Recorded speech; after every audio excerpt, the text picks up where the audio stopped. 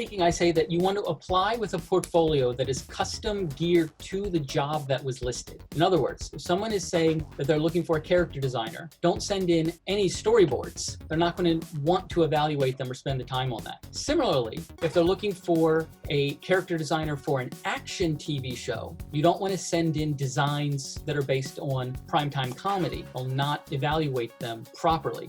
So you want to have a portfolio that is custom geared to primetime comedy, custom geared to action shows, to premise-based shows. And then when you have that specific link, then you send it to every single show. I believe, whether they're looking or not, whether they say they're looking or not, things change and are in flux constantly. People leave, things happen. On a show I was on, we had 2 sudden departures within a month, and all of a sudden we were left ridiculously low staffed. And so you need to find somebody quick. If you get a portfolio that showcases your skills properly to the specific type of show and send that to everyone, even if they're not looking at the moment, if they like it, they can put it aside and be ready should the situation arise.